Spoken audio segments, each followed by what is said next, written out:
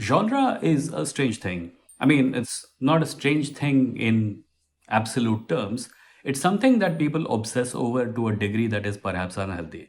And I have always been of the opinion, and I think most writers, most published writers are also of the opinion, that genre is only useful when it comes to classifying books from the publisher's point of view, and maybe for the reader who's a genre reader. And therefore, genre bending is something that fascinates me because it takes two categories which are considered to be watertight and it smashes them together to create something that is neither category and is still both categories. The book I'm going to talk about today is Elder Race. It's a book by Adrian Tchaikovsky. It's one of his earlier works. Before we start, however, a short introduction to me. My name is Vijayendra Mohanty. I'm a writer. I've written a comic book series called Ravanayan and I write science fiction and fantasy. But enough about me.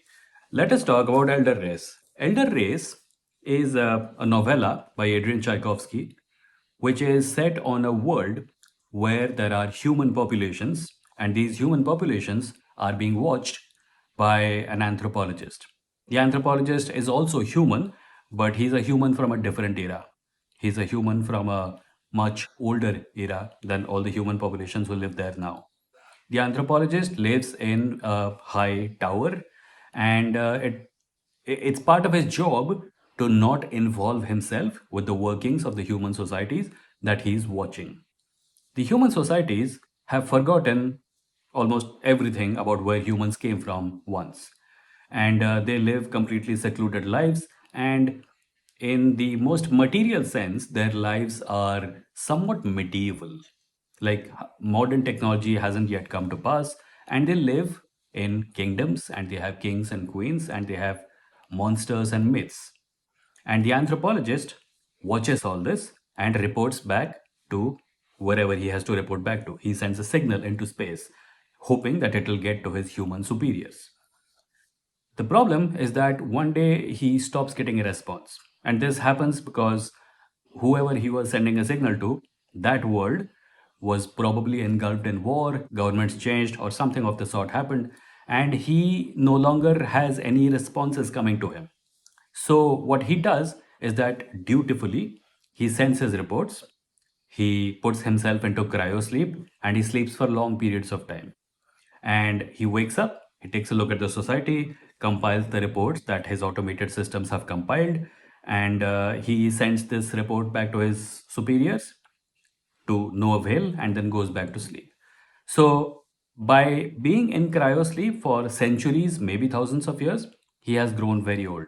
I mean, old, but not physically old. He retains a youngish human body, but he's actually very old. He's older than the human species that live on this planet. Into this situation comes our second main character, whose name is Linnes. Linnes is a princess, but she is a fourth daughter in a society where the fourth daughter is pretty much useless. The first daughter becomes the queen, the second and third daughter also have something to do. The fourth daughter has nothing to do. And Linus really wants to prove herself. And she is out on an adventure. There is a monster to be stopped, and she has decided to seek the help of the wizard who lives in the high tower. This wizard happens to be our anthropologist, Nir, and she calls him Nirgoth because to her people, Nirgoth is a legend.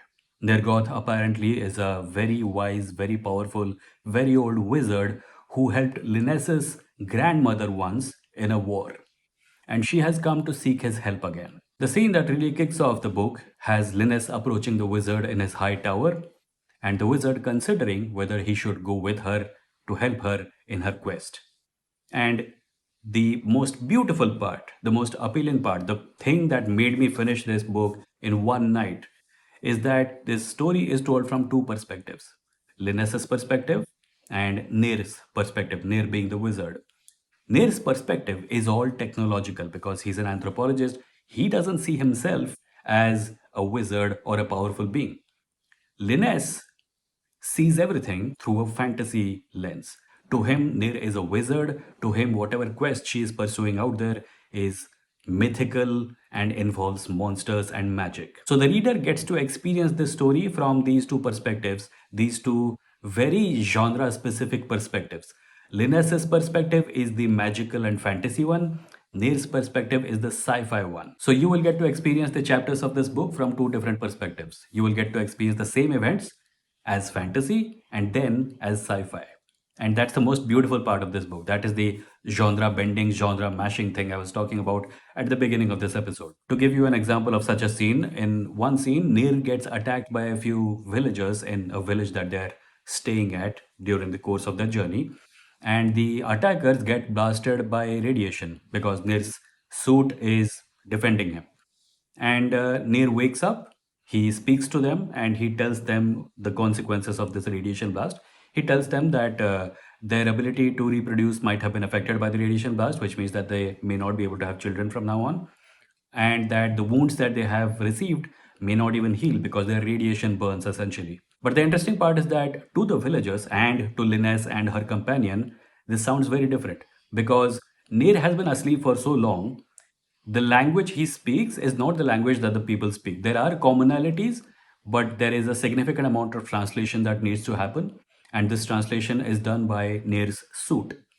And it makes it sound very fantasy to them. So in the Near chapter, you will see Near say things about the radiation and the consequences of the radiation blast.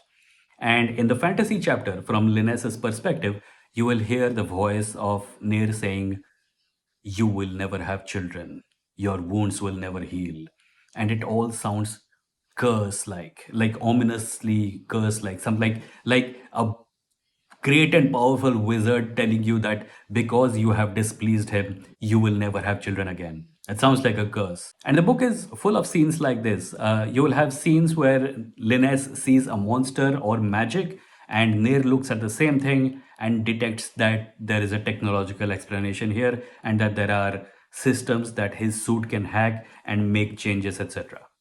It's fascinating. Nir, our wizard character, is also capable of controlling his emotions using the technology in his suit. So, because he has remained lonely for a really long time, he is capable of taking his depressive feelings, taking his anxiety, and storing it away to experience later. And this gives you a fascinating look into depression and anxiety because there are scenes in the story where Nir will tell his companions to sleep while he goes to a dark part of the forest, lies on the floor, and cries. And it is simply the process of him venting all the pent up emotion that he had not experienced till now. And if you have gone through depression, you will relate. One of the most fascinating aspects of the book was the language barrier that I mentioned some time ago, where Nir, even when he has a clear message to convey, is limited by the ability of his listeners. For example, they don't have a word for scientist. The people Nir is with don't have a word for scientist. The villagers that he encounters don't have a word for scientist. And he considers himself a scientist.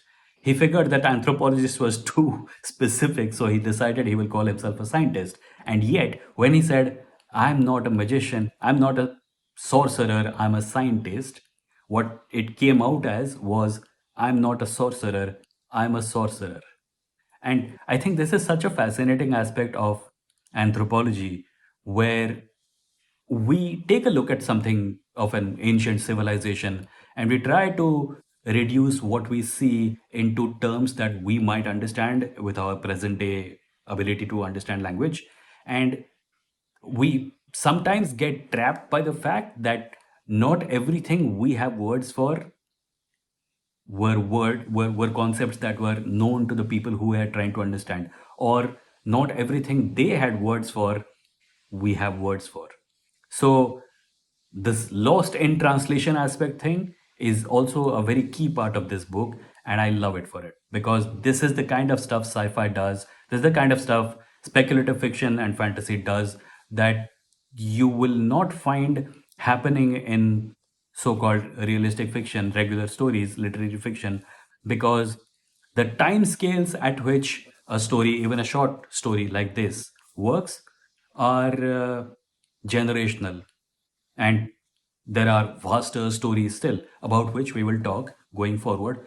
But the idea that cosmological scales of time and geological scales of time and cultural scales of time are everyday is one of the most interesting part of science fiction and fantasy for me, and that is why this channel exists. So all in all, Elder Race by Adrian Tchaikovsky, highly recommended. One of my favorite books of last year when I read it for the first time. I, in fact, read it as an ebook and I fell so much in love with it that I ordered a hard copy just to hold it in my hands because it's so close to my heart now. Anyway, that was it. That was the very first video of Bookizard. I forget the channel name also. The very first video of Bookizard. I hope you liked it. And if you did and you're watching me for the first time, subscribe to the channel and I will come back with more book related videos soon. Thank you very much for watching.